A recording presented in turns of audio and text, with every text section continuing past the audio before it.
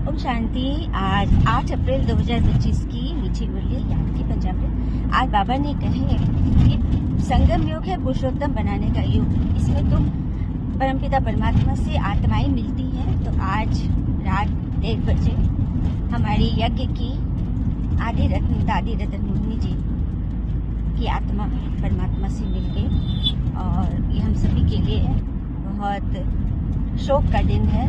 जो दादी बहुत बीमार थी लेकिन उन्होंने परमात्मा की गोद ली। तो सच्चा कुंभ यही है। बाबा ने बोला, बाबा ने प्रश्न में बोला कि कौन सा पाठ सिर्फ पिता ही पढ़ा सकते हैं, बाकी कोई देहधारी नहीं पढ़ा सकते, मनुष्य नहीं पढ़ा सकते। तो देही अभिमानी बनने का पाठ ये भगवान ही पढ़ाते हैं कि किस तरह से हम अपने आप को आत्मा का ज्ञान से स्वयं को सजाते हैं। और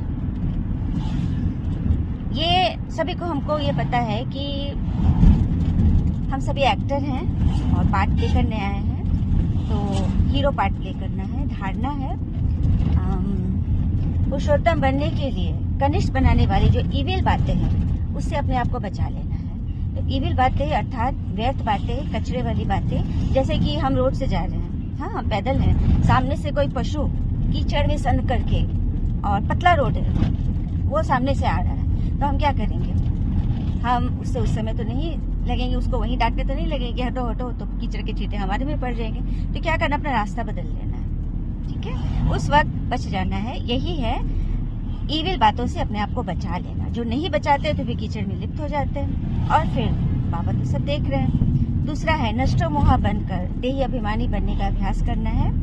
वरदान है संगम युग की सर्व प्राप्तियों से स्मृति में रखकर चढ़ती कला का अनुभव करने वाले श्रेष्ठ ब्राह्मण आत्मा बनते हैं। तो संगम युग में भगवान से जो हमें सर्व प्राप्तियां हो रही है उसको स्मृति में रखना है। बाकी किसी की बातें स्मृति में रखेंगे तो फिर दुनिया वाले और हमारे में कोई फर्क नहीं है, हम अभी तक वहीं के वहीं हैं। तो इससे अपनी पहचान करनी, अपने आप को चढ़ती कला के लिए जाना है, उतरती कला में नहीं जाना है। क्योंकि माया, जो बच्चे जितना आगे बढ़ते हैं ना, तो माया भी बहुत आगे बढ़ती है और आगे से बढ़ करके वो सामने से हमारा क्या कहते हैं सींग ही पकड़ लेती है, नस पकड़ लेती है। तो उससे बचना है। स्लोगन है ब्राह्मण जीवन का श्वास है हिम्मत, और हिम्मत रखने से ना कठिन से कठिन कार्य भी, असंभव कार्य भी संभव हो जाता है। क्योंकि स्वयं भगवान बैठे और अव्यक्त इशारे में कंबाइंड स्वरूप की आज की पॉइंट है।